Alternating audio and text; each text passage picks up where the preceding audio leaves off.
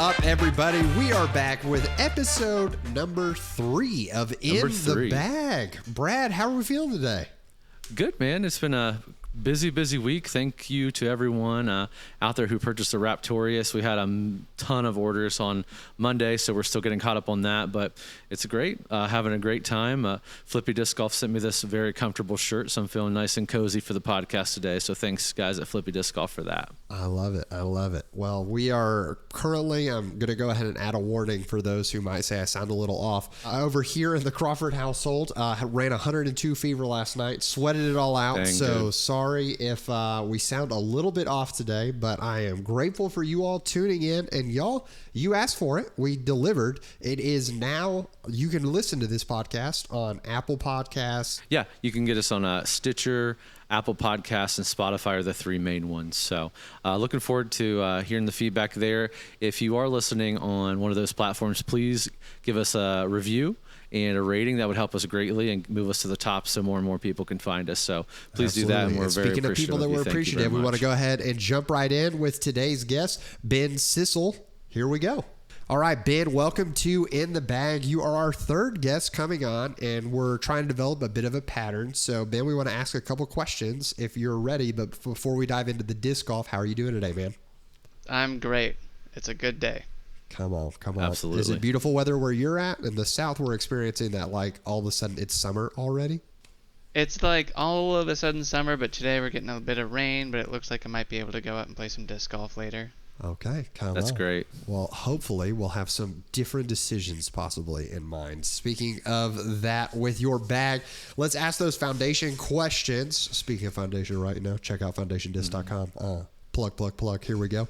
If you want your disc golf needs and supplies, lots of things we're going to be talking about today can be found on foundationdisc.com. So, Ben, let us know distance-wise, when we're talking about Ben's game, what is your golf distance when we're talking forehand and backhand? What do you comfortably feel like you can control? Semi-consistently, it's around 300 feet, but it's really more like 275 is where I feel comfortable getting the disc to. That's both backhand, forehand, and that's really what I tend to do. Okay. I love it. And then next question we have is, if I were to set you up on the putting green and I were to have you make 10 putts from 15 feet, 25 feet, and 40 feet, how many of those putts are you making? At 15 feet, probably 8-ish or so. Let's go. At 25 feet, it's like 50-50, maybe 5 or 6 putts. And at 40 feet, it kind of depends on if I've had bad upshots. I tend to try and save the pars with those 40-footer comebackers, but it's just one of those things where it's probably 2 to 3 if I'm actually out there. 2 to 3 saves a day, I think. Okay, I love it. Hopefully you don't have to make more than 2 or 3 saves around, right? Like, right. That's the hopefully. dream. Yeah. So unless we're picking the right courses and we're in that distance. So I love that. And then the last question we have for Foundation is, what is the biggest strength of your game, would you say? The biggest strength is probably my upshots, but when those are off, I can usually save it with my putts. So that's that, like, close to short game. I love going to tight wooded technical courses where that part of my game tends to shine. Absolutely. That's awesome. It seems to be a consistent theme, Robbie, with everybody that we're talking to. I think the place in the game that everyone is seeming to be, you're getting a little bit comfortable with, you start comfortable close to the basket and just kind of working your way out. At least that's what it seems like to me. So that's kind of where I'm at too, Ben. So I definitely feel you there. Yeah. And I think it comes down to, like, especially I've heard people say that I'm the upshot master because I throw more upshots than everybody else. And I heard someone say that I played with, and they throw about 250 max. And so it was like, oh yeah, most holes they're either parking it or it's an upshot guaranteed. So yeah. I love that. And that guy is a monster at putting. So if you are in the range and you're feeling this right now and you're listening, I want to go ahead and encourage you that being an amazing putter and an amazing upshot thrower, the distance is going to come eventually, but it's way harder to work on those things when you're already starting to see the distance gains, because you're like, oh yeah, I guess I'll just throw like 50 feet farther. I'll learn how to do that rather than like, I'd rather be more accurate 250 feet and in. Because Ben, do you have a lot of technical courses in your area? What part of the country are you in? I'm in Kansas City, so like there's so many courses around here, and I've got like 3 or 4 just within 15-minute drive of me. So okay, it's great. And there's one, the course that's closest to me is tight and wooded and pretty short. Yeah, which is, oh man. A little side note before we really dive in. I love that regionally you have certain types of disc golfers. So if you're like, hey, I play a really long game, and you look at the courses in your area, you may not even feel like you play a long game, but because like that's what you have to do to survive in your area. I know for us, Birmingham doesn't have a lot of long courses, but if you drive an hour and a half north to Huntsville, it's like average hole length, I feel like, is close to 380. So you have to have some distance if you want to survive out there. So it's always interesting to me to hear, okay, that's home course, and that's where I strive to, or I thrive in. So fantastic, Ben. I love it. Let's dive in. I want to start with your putters, or really, here's what we're going to do. Silas is going to throw the graphic up on the screen, and I want to talk about the fact that you have 12 discs in your bag. Talk to me a little bit about that strategy and why you only have 12 discs, and maybe bring people into a little bit of the conversation we had before. Okay. Yeah, so I have started revamping my game this year. I pushed a hard reset. I've been playing over 10 years, and I've had a stack of these old discs that are just overstable, super fast. I picked up the 15-speed Miss Island, the 14-speed Freedom. I'm just like, more distance. Let's get these discs, and it just wasn't working out. I developed bad habits, and I realized that when I started going out to Glow League this year, and I'm like, hard reset. And I was thinking about like being a student. I went to design school, and they said, don't go out and buy the 48 pack of markers. Buy the few you need and make all the colors with all those other markers. Wow. So that's kind of how I'm approaching my game, is being a student of disc golf and just picking up one slot at a time and seeing if I can mix the disc with my shot shapes to get where I need to go. Wow. And that's just my mentality about it, and I've just tried to constrain it every time I go out. And one of the things I love to do is mix that with kind of like deck building from CCGs. Is I am building my bag for a course. I feel like I have more energy than other people that are lugging around stuff, and it's just something that I've loved to kind of optimize as awesome. I go. That's awesome. I love that. I love that strategy.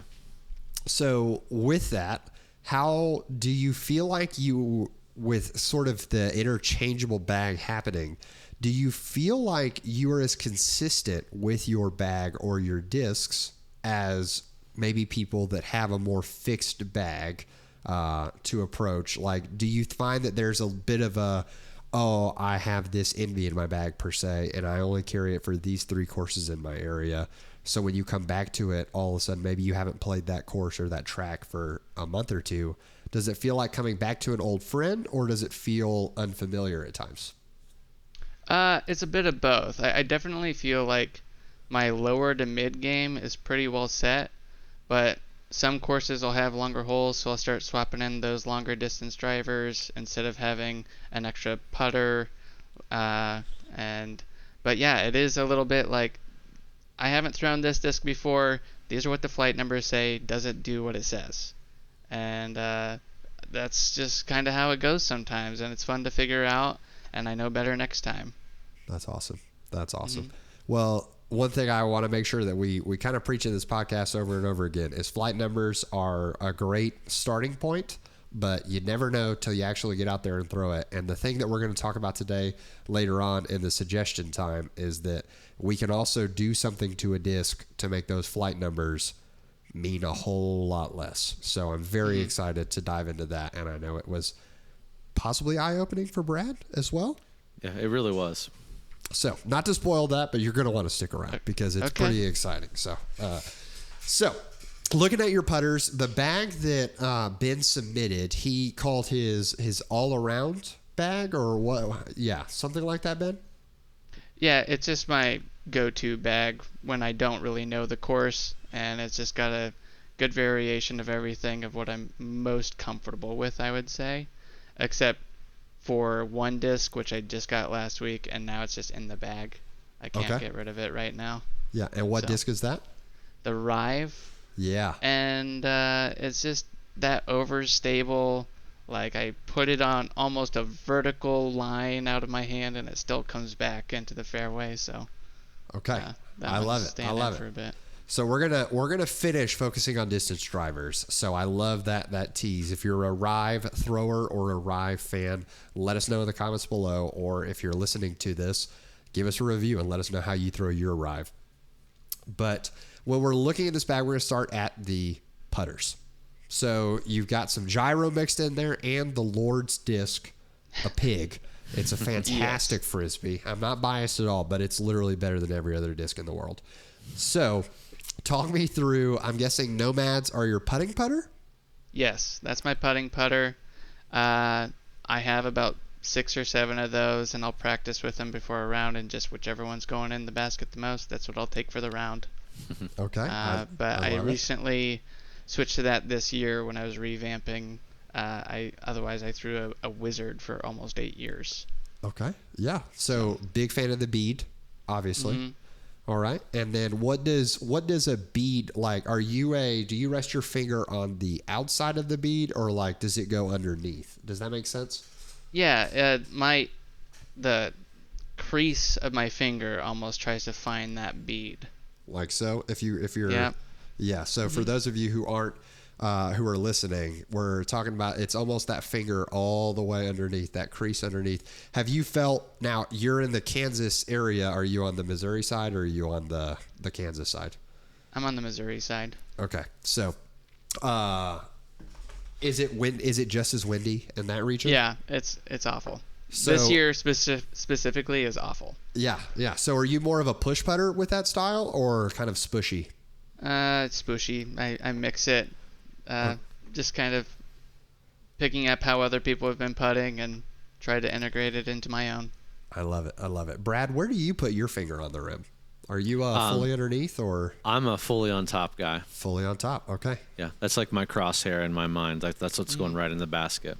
I love it. Okay, so talk me through the Pig and the Envy. What do those two do for you?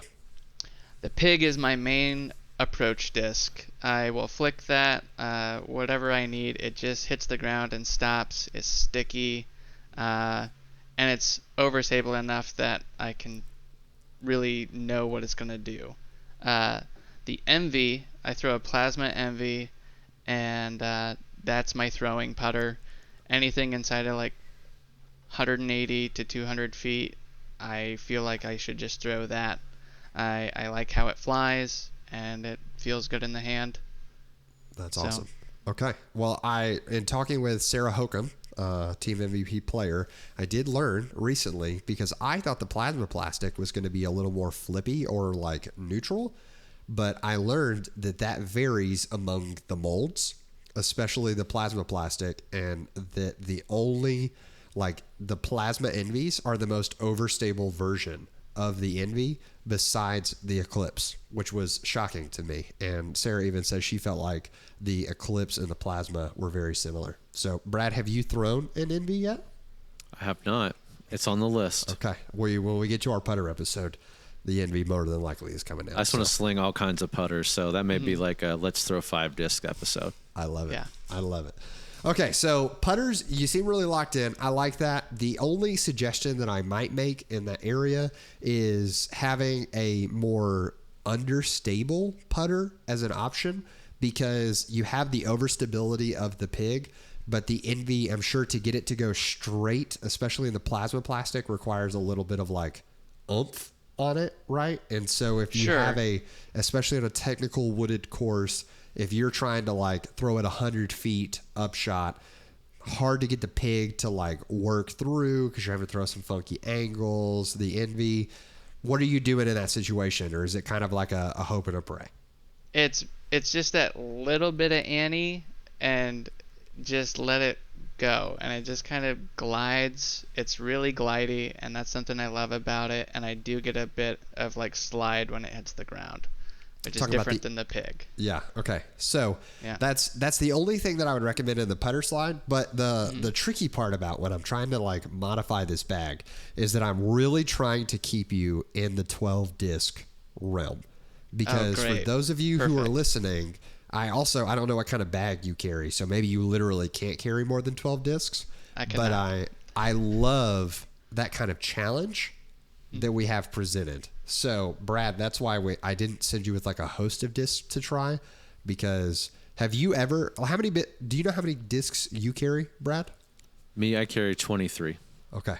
So almost double. Yeah. So minimalizing to 12 feels almost frightening to me. Now, I will say that I do carry a lot of duplicate mold discs of the same mold, so I only have about 9-10 molds in my bag, so not completely scary, but there's a couple, like especially in that zone where I have 4 zones in my bag, it's gonna be a little hard to choose for me, just to select one out of there. In my Hades too, I have 3 in there that I love and I use for different things, so it's a little scary, but I think I could get by with it depending on the course. Oh, I feel that. I'm currently in a 2-pig, 2-polecat bag, and if you told me that I had to get rid of any of those 4 discs, I would be like I'm with you. So, but Ben, I'm really trying to lean into that. So that's why I'm not touching the putters, because you've got some flexibility there. If you were to expand, I think that like if you could throw a 13th in there, a understable approach putter would be very nice, just because it gives you that easy straight shot. But once again, not vital. So we move on to the mid ranges. We're going to work our way from bottom to top here. You've got 3 mid ranges listed: all gyro, the reactor, the hex, and Brad has got an uplink in his bag. My new favorite disc. I just recommended 2 today, and 2 went off the shelf here in the shop. So awesome. I can't say enough good things about the uplink. I'm glad you have one in your bag, Ben. Yeah, I love it. I used to throw a Paradox, and that thing, brand new, was amazing. It was doing what I wanted. A backhand. She flippy. Flips over, yeah. And then eventually it just, after like a couple of rounds, it just turned and burned for me. So I went to the uplink, and that's just perfect. It's exactly what I wanted. Okay, so what's the difference between your hex and your reactor? What do those do differently? So I have a hex, which is just my perfectly straight, a little bit of turn, little bit of fade disc. I love that thing. The reactor complements the hex in that it's the glow reactor, so it's just a little bit more overstable, and it's perfectly straight with a reliable fade, and that's something that for a lot of shots I feel like I just need to go to, and I've recently started forehanding it, and that is great.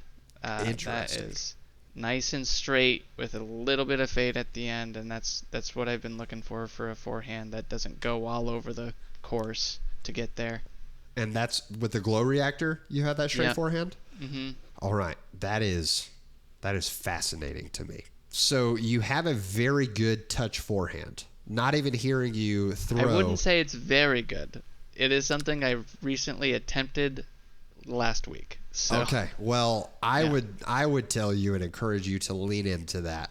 There are I'm going to say few people in the world that can forehand mid-ranges in general, much less something that lives in that realm of stability, because you're going to hear people forehand a Gator and a Justice and a Buzz OS or something like that, right? Crazy overstable. Or they're going to go to the other side of the spectrum and forehand like a Bounty or an Uplink, and it's super understable. But something in that like middle range is a really good sign. If it's not turning and burning on you and you're getting a straight flight, lean into that, Ben.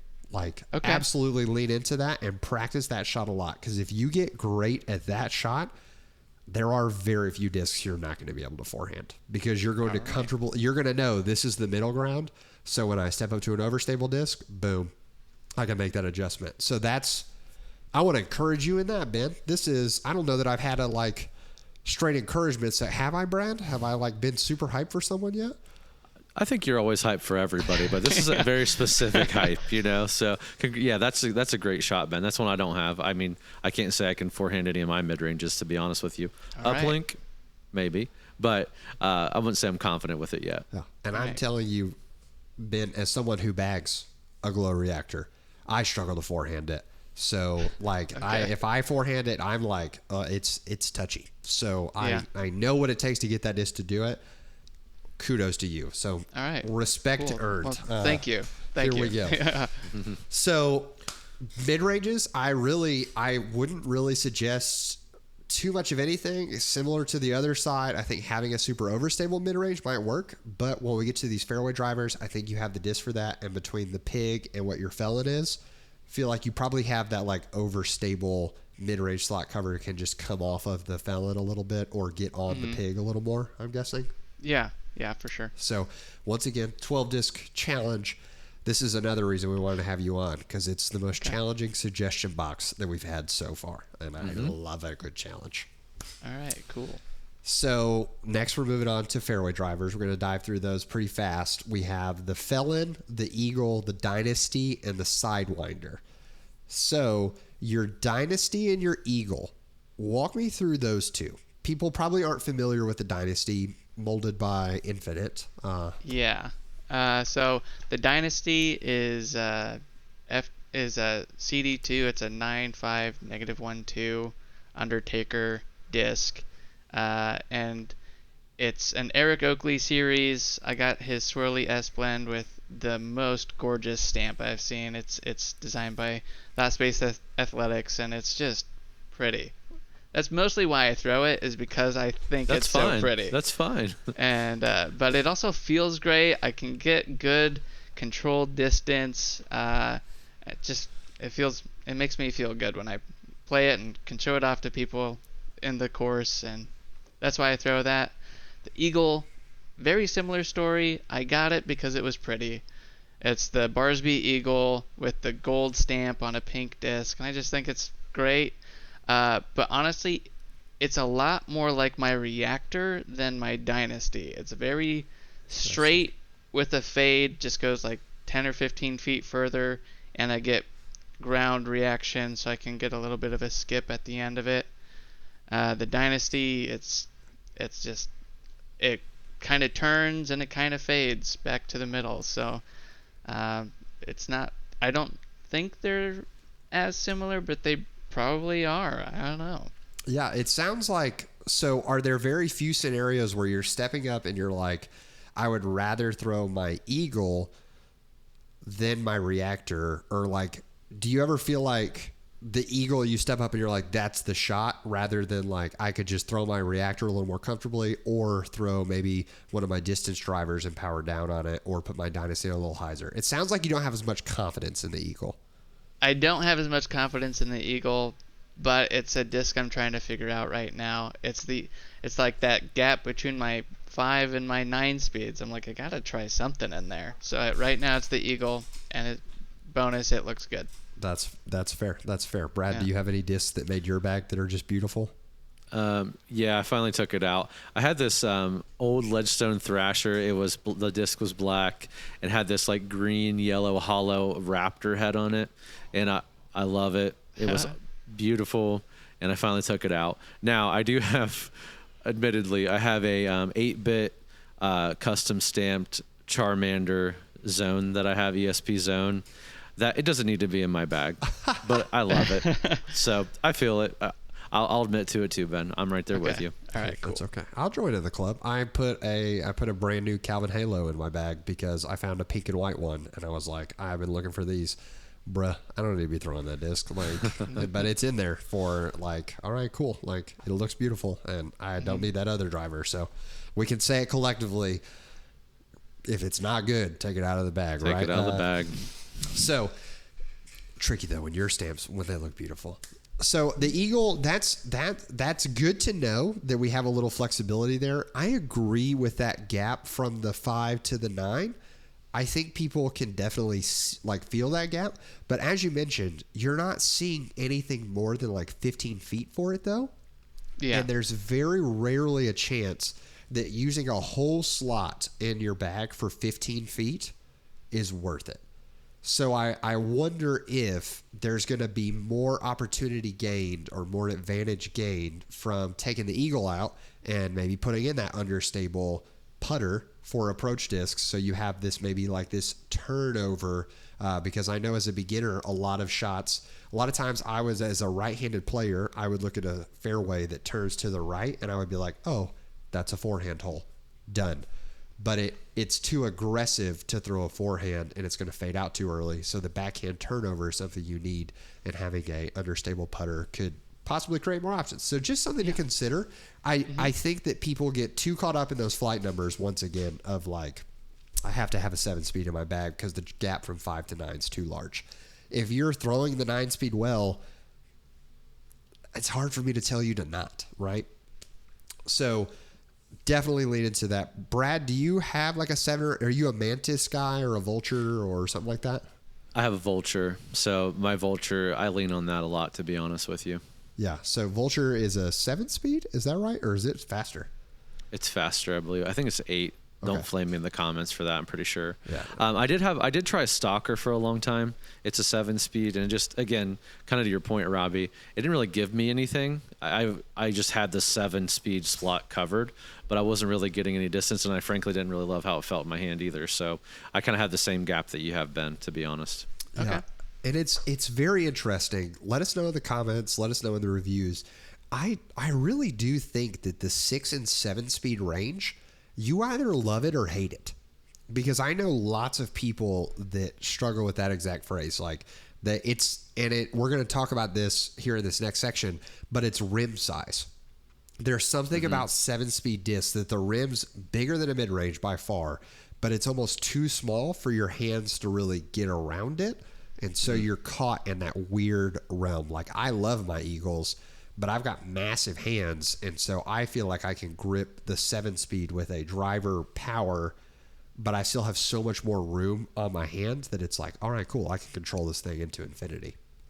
Yeah, So, and Robbie, I was telling you earlier that, with my mid-ranges, I'm still mainly doing a fan grip with my mid-ranges, so I'm kind of feeling that gap you're talking about. Don't feel like I can really power grip those middle fairways or low fairways, and it doesn't feel right either to do a fan grip, obviously, because it's a driver at that point. So yeah, I'm feeling that too. Yeah. So with that being said, Felon, kind of understandable. It's an overstable distance driver, or overstable fairway driver to distance driver. It fills that gap. We can kind of assume, do you throw it on forehands as well?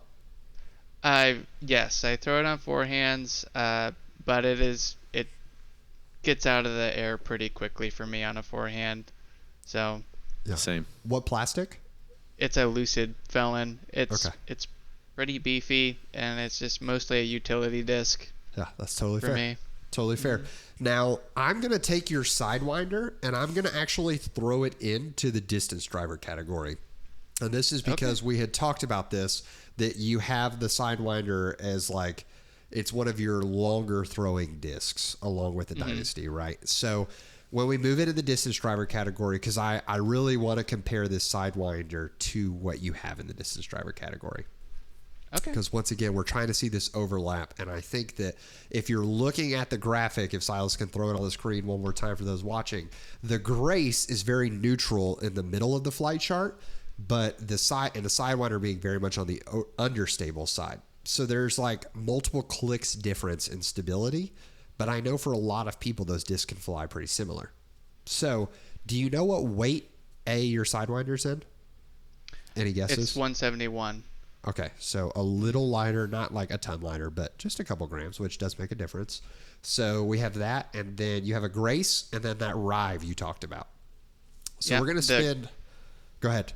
Yeah, the Grace is also 171 grams. Okay. So Awesome. So we're going to talk about the Rive first. You called it you love it for forehands because you feel like you can release it on a vertical release, and it's still going to get out there. So... make sure that I'm like, you're talking like this, right? yeah. Also, That's what it feels like. There isn't that many aces on this. This was a bunch of children signed this disc for me. It is a pig and it goes in the basket, but not that often, y'all. So Okay, so he's throwing it on a very vertical release like so. For those of you who are watching, imagine like just the disc pointing straight in the air, very hyzer oriented. So you're almost throwing it like a baseball to get that max distance. Yeah, I played tennis for a number of years, and that's like my tennis serve. That feels pretty natural. Okay. So, and how far, when you get that full flex out of the drive, how far is it going for usually? Is that your 275 forehand? That's that close pushes closer to the 300. I hit it downhill about 325, but my Grace was still able to overdrive it by like 20 feet or so. Okay. My max. Okay, awesome. So then we have the Grace as well. And walk me through situations where you're using the Grace versus situations where you're using the Sidewinder. Yeah, so the Grace is one where like it has a more reliable fade for me. So when I need to hit the basket straight ahead of me and I got some space on the right, I'll actually aim out there and let the disc kind of fade back to the fairway.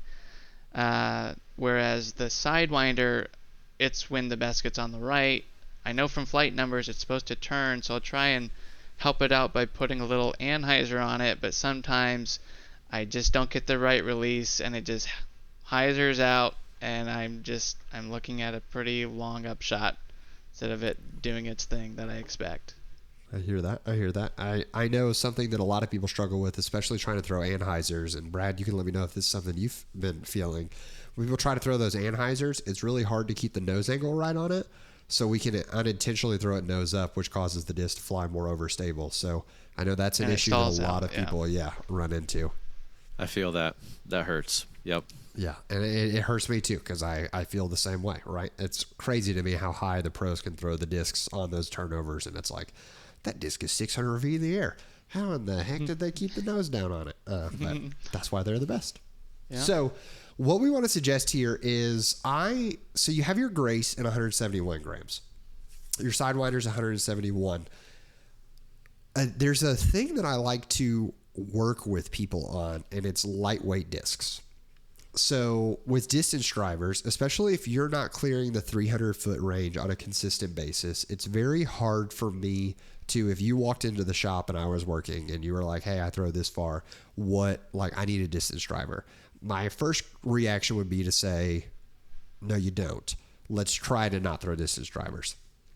But you get those people, they're super adamant about it, and there's a bit of swagger that comes to throwing distance drivers. I mean, let's call it what it is, guys. The Destroyer is a dope name for a disc. Mm-hmm. So if I had the chance to throw if I have the chance to throw a rock or a Destroyer, obviously I'm going with the Destroyer, because that's dope. Especially Star Destroyer for you Star Wars fans out there. Now, I wouldn't recommend that, but what we can do is those flight numbers are a threshold that we have to reach. And when we lower the weight of a disc, we can reach that threshold a lot faster. That's why you'll see some FPO players who can't generate as much torque and power on the disc. That's why they'll lean towards a lighter weight disc, still throwing some of the same molds as the big arms of the the MPO division. And that's, once again, I'm not out here trying to say that FPO is weak. By no means. It's literally body type. But when they lower the weight of the disc, it drastically affects the disc. So I had Brad go out and try a disc that is a lot more understable than your Grace, and it's also gyro. It's called a Wave. Have you heard of a Wave or thrown a Wave, Ben? I have not thrown a Wave. Okay. I have not. So I looked at all the gyro you got in your bag, and I was like, okay, if we're talking distance drivers, we know gyro goes farther, so okay. And Brad tried gyro last week, so let's keep the vibe going. Okay. So he went through a Wave, and the Wave was in 171 grams. It's 170, actually. 170 grams. Mm-hmm. So very similar to your Grace, but its flight numbers are a little bit more on the flippy side. He then went out and tried a Sapphire, which is from Latitude 64's easy-to-use line. Have you heard of or thrown a Sapphire before? No, I have a Diamond, which is the 8-speed version of it. Yes. And that thing, I throw it and it turns into a roller no matter what I do. I can't figure that thing out.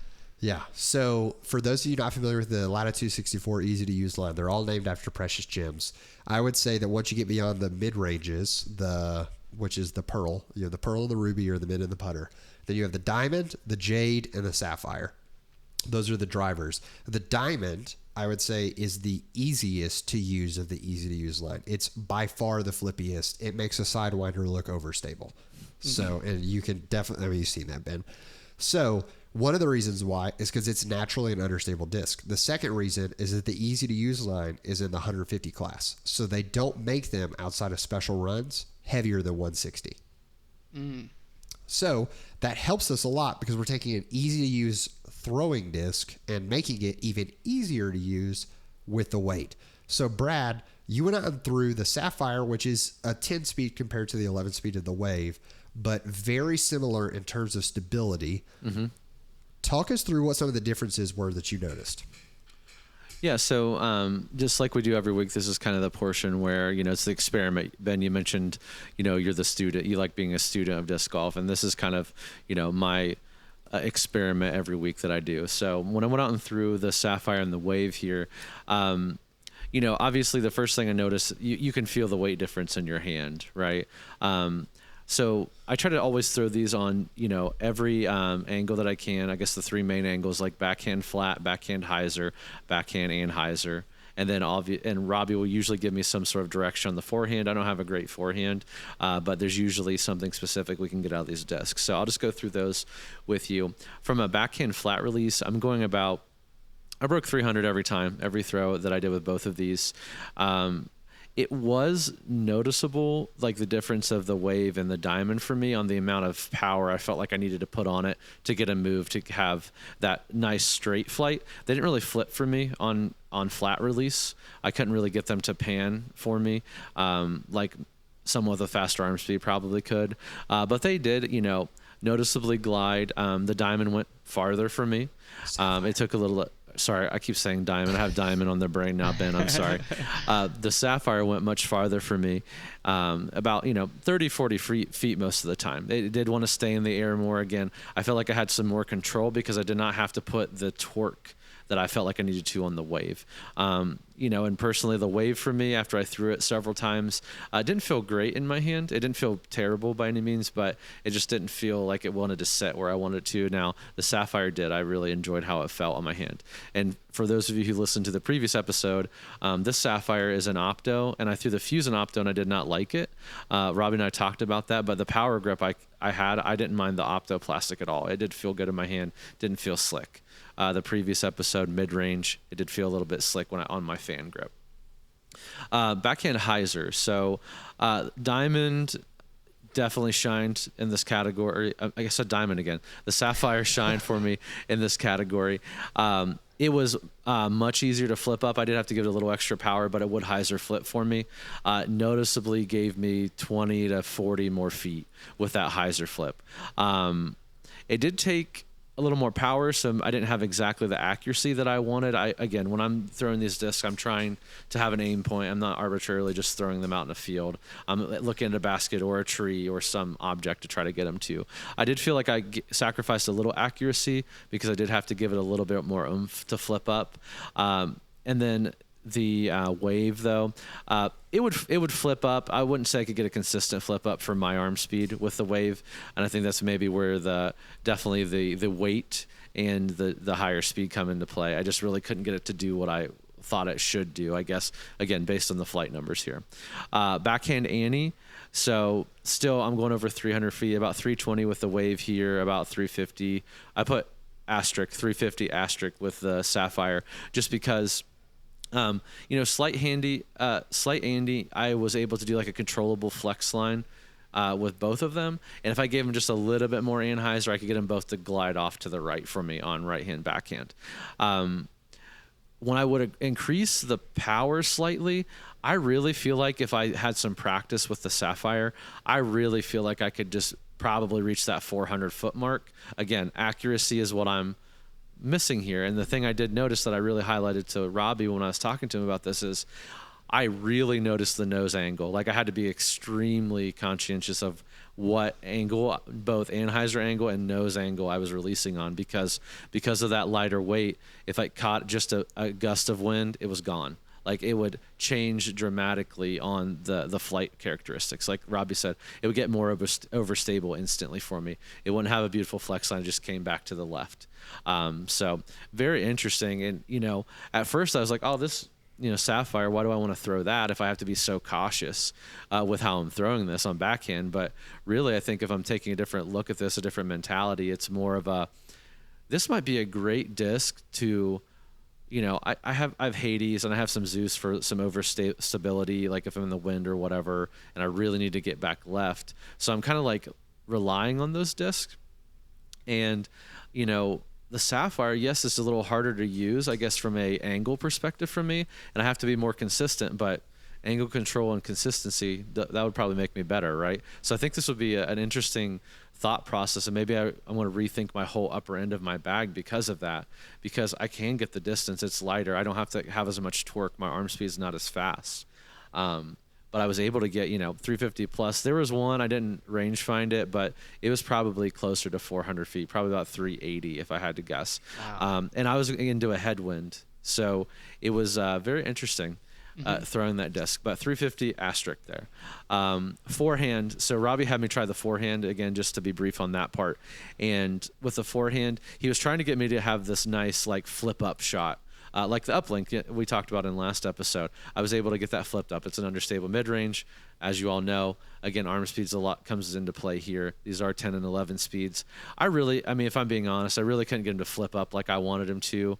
The thing I will say is if it was a little bit more forgiving, especially the Sapphire, was a little bit more forgiving on my release angle. If I was trying to chop wood on accident and give it an Anheuser angle, it didn't kill me. I mean, it was flat. It maybe turned a little bit, but it came back to the right where I wanted to come. So, and then the wave, I mean, really, it would push. It would be like a pushing hyzer for me, so it wouldn't just hyzer out and dive. So I was throwing 220 to 250 on each of these shots, which is not bad for my forehand. It's actually pretty decent. And if they wouldn't hyzer flip, they would push like a pushing hyzer. So very interesting there too. And they both were comfortable in my hand too. I do like a power grip on for my forehand. That's my go-to grip, and they were both comfortable in the hand too. I didn't notice anything weird or any uncomfortability there. So that's my big takeaways, Robbie, from that. It's just really, you know, I think an understable distance driver like that, yes, I can get the distance. I would not consistent distance at this point, but I think it's a really good teaching and learning tool for angle control and nose and watching the nose of the disc. And, you know, and here's the thing too, I can't kill this Sapphire. I don't have to. If I kill this Sapphire, I mean, the accuracy is not there, but I don't need to, again, because the torque is not necessary with it being so light. So, Brad, when I sent you to the field, did you think that you were going to throw a disc close to 400 feet today? No, I was like, this is going to be my. I mean, I throw a Hades, right? So I was like, you know, the Hades is not understable for me anyway. But I was like, yeah, I'm going to throw like 300 probably, if you know, just 300, 320 where I'm normally throwing. I didn't really expect anything different today. Yeah, and shocked. Ben, I can just watch your reactions. For those of you who aren't watching live, you should go back and watch this segment especially and watch Ben's shock. How does it make you feel about the thought that, like, wow, someone who's throwing a similar distance backhand, like one type of disc instantly, like 400 wasn't out of, like, it wasn't this never reached thought. Mm-hmm. Yeah, no, that's wild. That's definitely like on the bucket list for disc golf this year is throw a disc 400 feet. So definitely feel like I should go out and try one of those. Yeah. So great news. Because you are amazing, Ben, and you came on, we are going to be sending you that Sapphire for you to enjoy. And I want to give you a couple warnings. Thank you. And for those of you who are like, I throw 300 feet and I want to be like All Business Brad and I want to throw a disc 400 feet, I want to give a couple warnings about the Sapphire. So the first is, if you throw an all max weight bag, when you step up and throw a lightweight disc, the odds of you juicing it are going to be so high because you're going to feel it in your hands. Like, you're going to feel that lightweight. I actually, yesterday, to prep for this, I went out and bought a 149 gram Eagle and threw it. And I was like, I throw Eagles all the time. This is going to be great. And my first 8 throws with it, I just completely turned them over because I was not ready to hit that. But then I had to remind myself, like Brad said and learned, you don't have to hit them hard. That's the beauty of the lightweight disc. So for Ben heading to these technical courses, suddenly you have easy distance to be gained without having to hit it with that same power. That's the beauty of the lightweight disc. So prepare yourself that it will feel different. It's going to take some time getting used to. And I would certainly suggest throwing it often when you first get it and make sure that you keep up with it. Because if it's that disc that stays in your bag and you like rarely throw it, every time you do, it's going to be bad. And therefore, because it feels different, and then you're going to lose trust in it. So it's something that you've got to build a relationship with. You've got to consistently throw it. I think it could replace your grace to do this 12 disc bag to keep your bag alive. I think it could replace your grace, and I think that what it's going to do is it's going to teach you smoother release because it's lighter weight. And I'd be willing to bet that you're going to start noticing you're throwing your dynasty farther. You're throwing your mid-ranges farther because you're not having to crush this disc because you're not going, oh, it's a distance driver throw hard. Yeah. You're gonna lighten up in that. The second warning I'll give is that especially with you being in wind, you got to be careful, like Brad said, in the wind you throw it in. It's lightweight. So if it thinks about touching a leaf because it's lightweight, it will fall out of the sky. Not even if it touches it. If it thinks about it, it's going to fall out of the sky. So be ready for that. And the other advice I would give you is if you're like, hey, I like the Sapphire. Like I said, the wave is very similar in terms of stability. So maybe rather than, if you find that the wind's messing with it, rather than a 150 gram Sapphire, you go get a 160 gram wave and have that stability, right? Mm-hmm. So that's the second one. And then the third is why I'm so excited that you throw reactors well on a forehand. I cannot tell you how curious I am to see you get out there and throw this on a forehand. And when we do our follow-up show with you, I will be interrogating you, not even interrogating you about how that process went with you throwing this Sapphire on a forehand. I think you're going to see it. I think you're going to see it flip up pretty beautifully if you can get that reactor to fly super straight like you're throwing it. So while you're waiting for the Sapphire to arrive, just go to the field, just throw that reactor like 80 times. So that way your mind will just be blown when you go throw this Sapphire. So, sounds great. And like I said, the beauty of the Sapphire is it's part of the easy to use line. So almost all Sapphires you're going to find come in that plastic or come in that weight. So you don't have to like hunt down the super lightweight ones as opposed to other molds. It's a major difference. So have you thrown any super lightweight stuff before, Ben? Not really. I'm going to be honest. Most everything I try and find, I'm like, I'm a man. I got to throw the 175, the max weight stuff. So light stuff, I've pretty much stayed away from this whole time. All right, that's fair. I'm with you. Brad, do you have any lightweight stuff that you've bagged? I don't, but I have a 10-year-old and an 8-year-old, and they do. And I, when I'm feeling like manly, like you said, I'm the opposite thought, Ben. I'm going to go out there. I got my my youngest son, Eli, and my oldest son, Cohen. Shout out, everybody. My youngest son has a, 146 katana that's just so dummy, and I just like to blast it as hard as I can blast it, just for fun. I love it. That's cool. I love it. So just be prepared. It's a fun world. If you're a lightweight disc thrower, let us know in the reviews. Let us know in the comments how much you like your lightweight discs. And if you're a Sapphire fan, let us know. We also, in the comments below, we're giving the Sapphire to Ben, but that means you know it. We got a wave that we're giving away. So thank you to foundationdiscs.com for providing all the plastic that we need for this podcast and for being gracious hosts on the Foundation Podcast Network. We're super grateful for them.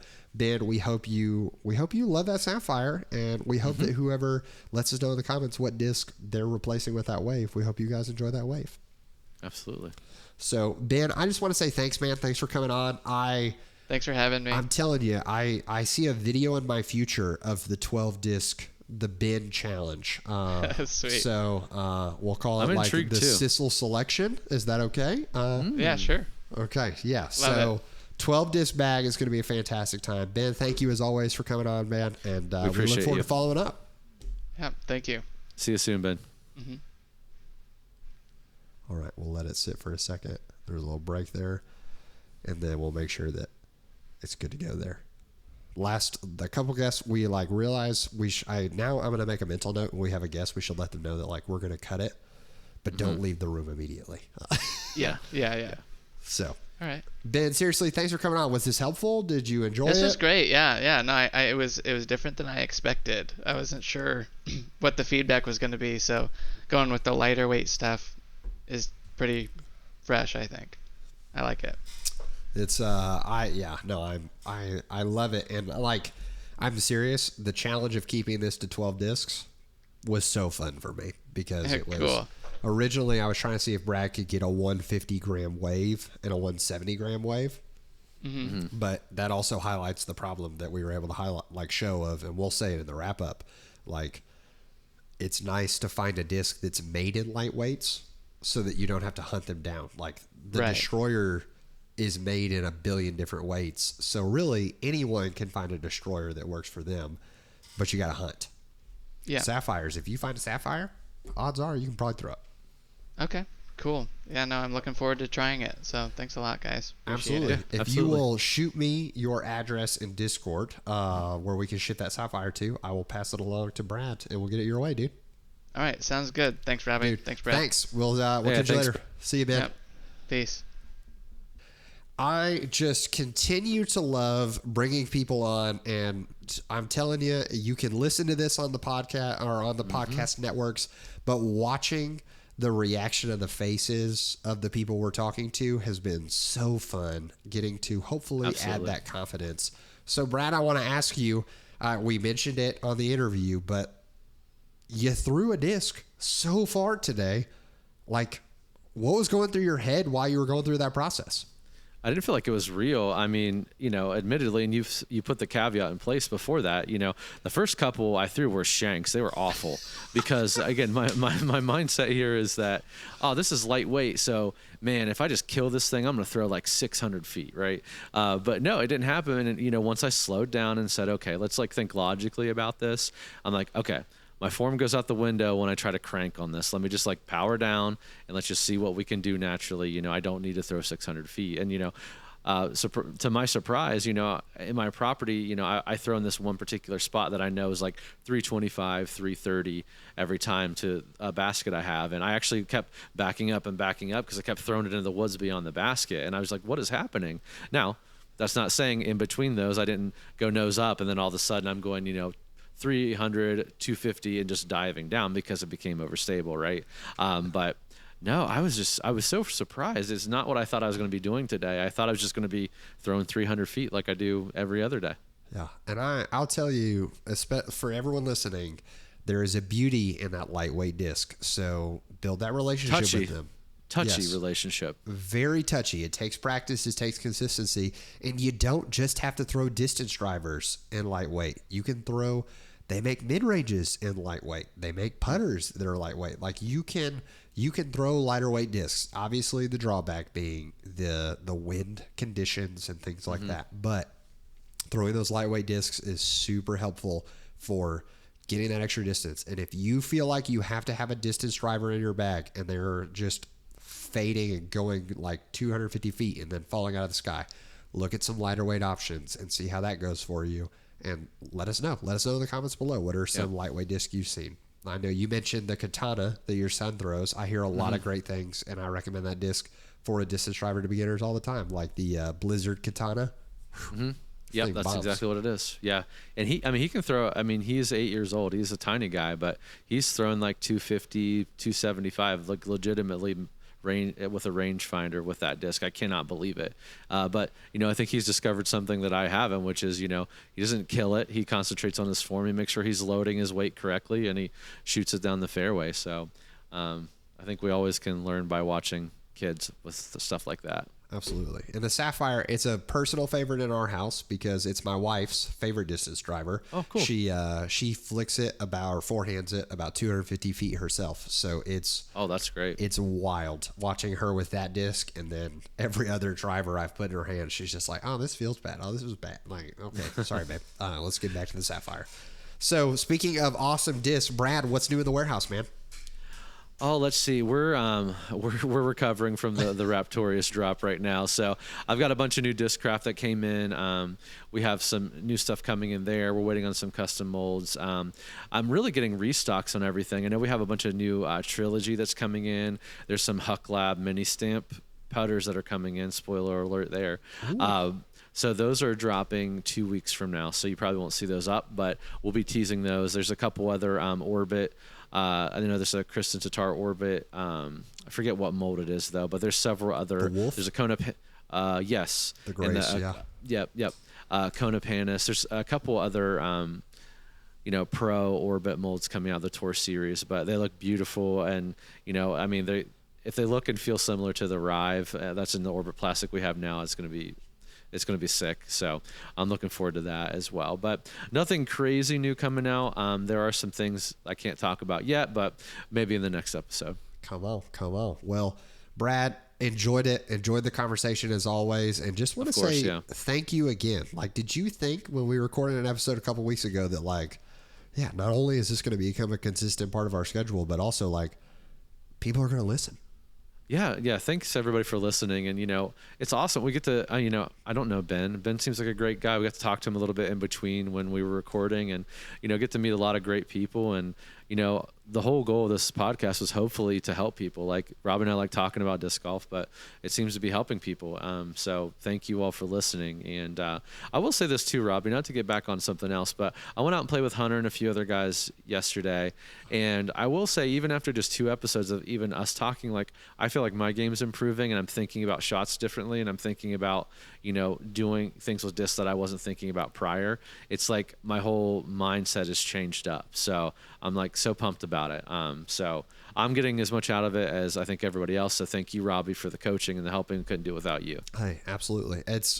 We've said it before. The tagline truly is, if it's good, keep it in the bag. But what we want to accomplish, the mission of this podcast, is to give you as much confidence as you can possibly gain before you even step on the tee box. So I'm really grateful to hear that, Brad, and I am grateful to see kind of your level increase, your skill increase, and I know that it's going to be interesting because it means that we're going to have to find different guests, because one day there's going to be a world where you're going to be like, oh yeah, I throw like 400 feet and this is how it flies for me, and our guests are going to be like, that ain't me, bro. So it's going to be fantastic. I guess at that point we'll have to have your sons do the reviews for us. So yeah, absolutely. Dreaming for the future. Yeah, well, we're a little ways off from that, so stay tuned for next episode. Again, reminder, we'll be giving away this wave in the comments. So last episode we had you say what it's going to replace. Let's see. What's your favorite ice cream flavor? That's what we're going to give this to. Yes, please. And there is a right and wrong answer to this, by the way. So yeah, hit us with your favorite ice cream flavor in the comments below. Check the description of this video. We'll have a form listed there, a link to that. You can fill out this form to be a guest. I mean, we already have some lined up, but we're going to need more and more and more. And like I said, we're going to do recap shows as well. So make sure you look for that link there to fill out the Google form to be a guest on the show. Link to foundationdisc.com. Anything we talk about can probably be you can find it there. We appreciate them for donating the disc to give away to you all. So in the meantime, Robbie, it's been great. And you know what they say, if it's good, let's put it in the bag. Come on.